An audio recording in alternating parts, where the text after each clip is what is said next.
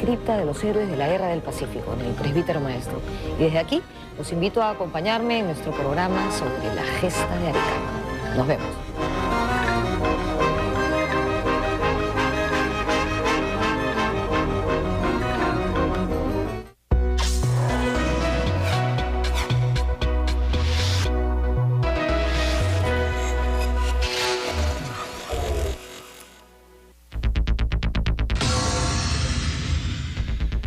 Bien amigos, ya nos encontramos con el doctor César Delgado Guembes, profesor universitario y experto en Derecho Parlamentario. Bienvenido al programa, doctor.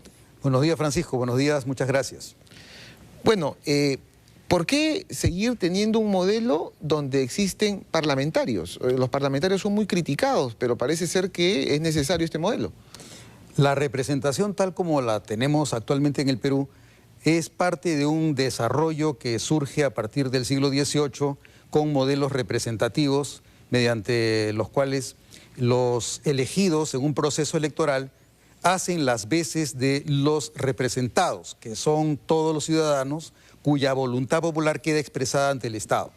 En la actualidad han habido propuestas teóricas para sustituir el mecanismo con el que contamos mediante alternativas de democracia directa, como podría ser la participación que tendrían los ciudadanos desde sus casas, con un código que les permita conectarse con los procesos de toma de decisión colectiva a través de su computadora, de la manera que uno puede hacer transacciones en su computadora para hacer transferencias de dinero. Las limitaciones por ahora tienen que ver fundamentalmente con la falta de acceso a energía eléctrica o la falta de acceso a una computadora, que se puede sustituir a través de las cabinas. Pero mientras que contemos con esta enorme brecha que tenemos entre las necesidades de orientar el Estado mediante altas dosis, altos volúmenes de información, de competencia, de expertise, que no es accesible a la mayoría de ciudadanos, no tenemos otra alternativa que contar con representantes cuya especialización se espera que se produzca en la experiencia en el trabajo estatal como representantes. Cuando hablamos del estatuto parlamentario nos estamos refiriendo a los requisitos para ser elegido y de las prerrogativas que tienen los congresistas o los parlamentarios. ¿Cuáles son estas clásicas prerrogativas que tiene un parlamentario? El estatuto parlamentario empieza a establecerse a partir del momento en el que los congresistas son elegidos.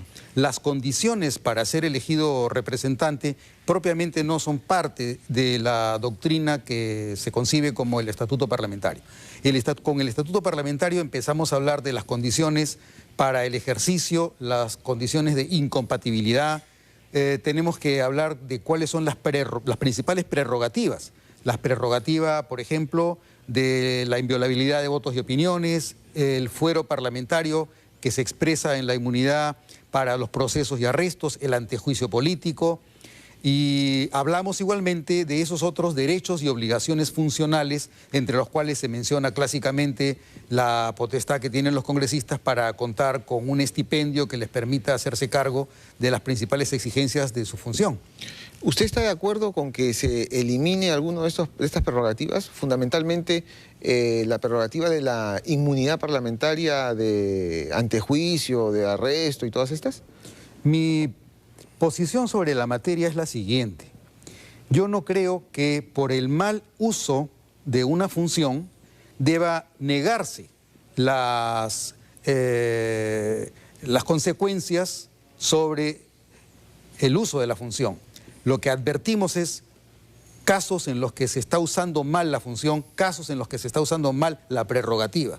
Porque se usa mal, la alternativa que se ha planteado ha sido la del clásico muerto el perro se acabó la rabia. Si yo no quiero que los congresistas se apoderen del cargo y no se utilice correctamente el levantamiento de la inmunidad de procesos y arrestos, entonces lo que se postula es la abolición de la inmunidad de procesos y arrestos. Yo creo que es necesaria, pero es necesaria siempre que contemos con representantes que utilicen las prerrogativas de acuerdo a la finalidad en razón de las cuales se crearon.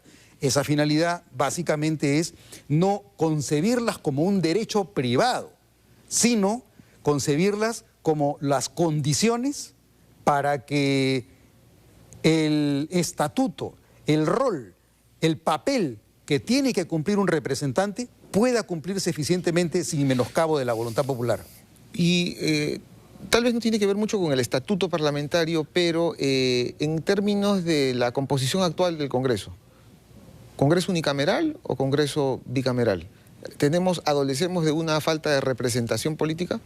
Yo creo que los niveles de representación siempre pueden mejorar, aunque es cierto que no puede dejar de afirmarse que el modelo que tenemos, con los representantes que tenemos, reproduce de manera especular, reproduce de manera literal, refleja la condición que tiene nuestra ciudadanía. Los representantes no son otra cosa que lo que somos nosotros como ciudadanos. Es cierto que se puede optimizar en materia de eficiencia estatal. Lo tendríamos que conseguir, por ejemplo, mediante la capacitación que deban recibir quienes son postulados dentro del menú que presentan los partidos políticos para las elecciones, con competencias estatales. Se necesita que los congresistas sepan más de qué es el Estado, cómo se administra el Estado y cuál es la naturaleza de la institución parlamentaria. Muchos llegan al Congreso y piensan que porque han sido elegidos pueden hacer lo que quieren y que no hay norma a la que deban sujetarse para que la institución parlamentaria funcione. Y además porque el Congreso tiene determinadas funciones específicas, ¿no? Entre la principal legislar, fiscalizar, etcétera, ¿no? Claro, para lo cual uno no puede legislar como se le venga en gana. Para que tú tengas una ley aprobada es necesario que se reúnan las condiciones para que la ley sea ley. Por ejemplo, el reglamento señala que tiene que haber un análisis costo-beneficio, pero lo que vemos con regularidad es que difícilmente los proyectos presentan un adecuado análisis costo-beneficio. Pero me preguntabas hace un momento en relación con el tema de la bicameralidad. Sí. Yo creo que experiencias como la de Conga o la de Espinar ahora nos están enseñando que hay espacios de nuestra comunidad política que están insuficientemente representados. ¿Cuáles son esas insuficiencias?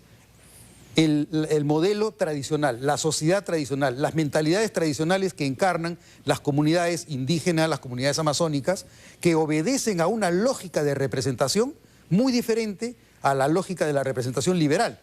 Cuando a comienzos del siglo XX se discutía la Constitución del año 1933, Ribagüero, Víctor Andrés Belaúnde y Aya de la Torre postulaban modelos de representación parlamentaria con una cámara en la que estuvieran presentes las corporaciones, los gremios, que es a lo que se llama la democracia funcional o corporativa. Ese tipo de modelo permitiría que tú tuvieras una cámara con elección popular, donde están los diputados, y otra cámara con un sistema de representación jerarquizado, orgánico, mediante el cual los delegados van eligiendo los niveles superiores hasta que en el último nivel se elige quién va a representar a todos los que se encuentran debajo de esa pirámide jerarquizada, que es un aspecto del modelo de la sociedad tradicional. Bueno, doctor, yo creo que esto es un inicio, ¿no?, para un debate mayor que pueda llevar a una reforma de una mayor representación en estos momentos de crisis que vive el Perú. Muchas gracias por haber venido al programa, doctor. Muchas gracias, Francisco, y espero que estas reflexiones puedan servir un poco más a la comprensión de nuestro Parlamento. Muy bien, Stephanie, esto ha sido todo con nosotros por el día de hoy. Gracias, Francisco.